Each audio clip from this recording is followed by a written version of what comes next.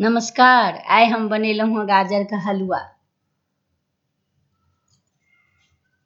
एहिके लेल हमरा सामग्री लागत गाजर 250 ग्राम लेलहुँ हँ, चीनी 100 ग्राम, दूध 1.5 लीटर, कने 2 चम्मच घी, मेवा, किछु इलायचीके दाना, नारियलके भूसी। आब हम लोहिया चढ़ा देलहुँ हँ, गरम भऽ रहल अछि। आब हम कनि घी देबै। घी के जते मोन हुए कम बेसी कऽ सकै छी अपना हिसाबसँ।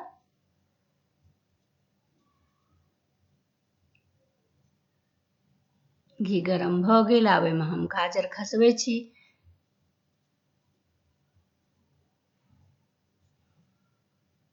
कद्दूकस कऽ कऽ राखि लेने छी गाजर।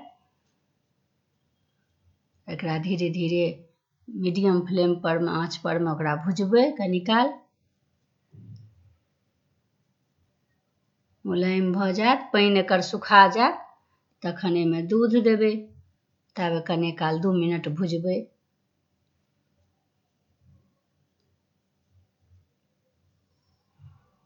आब भुजा गेल, पानि एकर सुखा गेलैए। आब एकरा हम दूध देबै।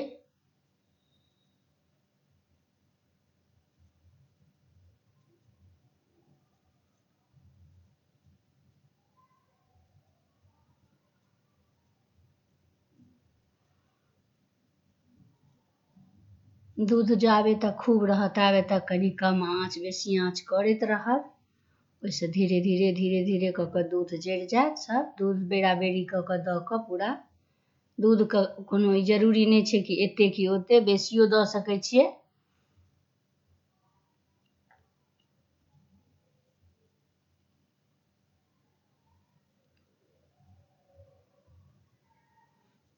आब लेगचा गेल, दूध जरि रहल है। दूध जहन पूरा जरि जायत नीकसँ तखन चीनी मिलायब। आब हम चीनी देबै। दूध नीकसँ जरि गेल, ओहिसँ पहिले नहि देबै दूधगरमे, नहि तऽ देह पर उड़ि उड़ि कऽ पड़ऽ लगै छै फुट फुट कऽ। आब ठीक छै, आब जरि गेल छै तऽ आब चीनी दऽ कऽ मिला लेलहुँ हँ। कनि काल चीनियो दऽ कऽ 2 मिनट पकेबै, रहऽ देबै चूल्हा पर। चीनी देलाके बाद सेहो कनि पानि छुटि जाइ छै, फेर रुख भऽ जायत। आब भऽ गेलैए रुख। आब हम मेवा दै छियै, नारियलके भूसी, ड्राई फ्रूट सब अपना हिसाबसँ, मोन हुए तऽ बेसी कम, नहियो देबै तऽ कोनो बात नहि। और बढ़िआँ स्वादिष्ट बनबैके लेल घीमे भूजि कऽ देबै ड्राई फ्रूट्स तऽ आर बढ़िआँ हैत, बड्ड स्वादिष्ट हैत। हम तऽ अहिना कच्चे दऽ देलियै यऽ।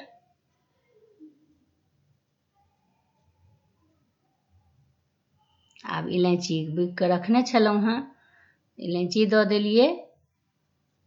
एहिसँ गमक भऽ जाइ छै बढ़िआँ, खूब नीक लगै छै।